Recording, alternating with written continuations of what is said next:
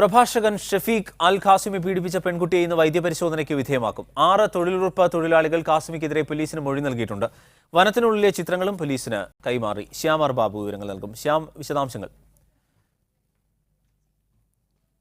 വിവരങ്ങൾ. അരുണി, മതപ്രഭാഷകൻ ഖാസിമി ഉൾപ്പെട്ട കേസിൽ ഇന്ന് ഇരയാക്കപ്പെട്ട പെൺകുട്ടിയെ വൈദ്യപരിശോധനയ്ക്ക് വിധേയമാക്കും. നിലവിൽ കഴിഞ്ഞ ദിവസം 6 തൊഴിലാളികൾ, അതായത് ഈ സംഭവം നേരിൽ കണ്ട 6 തൊഴിലുറപ്പ് തൊഴിലാളികളിൽ നിന്ന് പോലീസ് മൊഴിയെടുത്തിരുന്നു. ഇതുകൂടാതെ സംഭവ സ്ഥലത്ത് നിന്നുള്ള ചിത്രങ്ങളും ഇവർ പോലീസിന് കൈമാറി. നേരത്തെ തന്നെ ഖാസിമിയുടെ അഭിഭാഷകനോട് പോലീസ് സംസാരിച്ചിരുന്നു. ഉടൻ തന്നെ കീഴടങ്ങണമെന്നൊരു നിർദ്ദേശമാണ് അഭിഭാഷകൻ വഴി ഖാസിമിക്ക് പോലീസ് കൈമാറിയത്. എന്നാൽ ഈ ഒരു നിർദ്ദേശം അനുസരിക്കുവാൻ ഖാസിമി തയ്യാറായില്ല. അദ്ദേഹം ഇപ്പോഴും മുൻകൂർ ജാമ്യാപേക്ഷ അതിൽ തീരുമാനമുണ്ടാകുന്നതിനുള്ള കാത്തിരിപ്പ് ആണെന്ന് തോന്നുന്നു.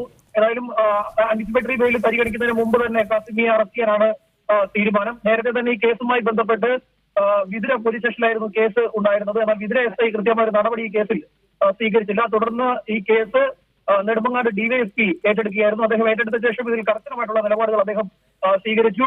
പെൺകുട്ടിയുടെ വീട്ടുകാരുമായി അദ്ദേഹം സംസാരിച്ചു. ഇതുകൂടാതെ ഈ സംഭവം നേരിൽ കണ്ട തൊഴിലാളികളെയും അദ്ദേഹം നേരിട്ട് വിളിച്ചു വരുത്തുകയും മൊഴിയെടുക്കുകയും ചെയ്തു. ഏതായാലും കേസ് കൂടുതൽ കടുപ്പിക്കാൻ തന്നെയാണ് നിലവിൽ പോലീസ് തീരുമാനിച്ചിരിക്കുന്നത്. ഇന്ന് വൈദ്യപരിശോധന പൂർത്തിയായ ശേഷം അതിൽ എന്തെങ്കിലും പ്രശ്നങ്ങൾ കണ്ടെത്താൻ സാധിക്കുവാണെങ്കിൽ അത് മറ്റൊരു തരത്തിൽ ഈ ഒരു കേസ് കൂടുതൽ ബലപ്പെടും. അത്തരത്തിൽ തന്നെ പോലീസിനെ കൈകാര്യം ചെയ്യും.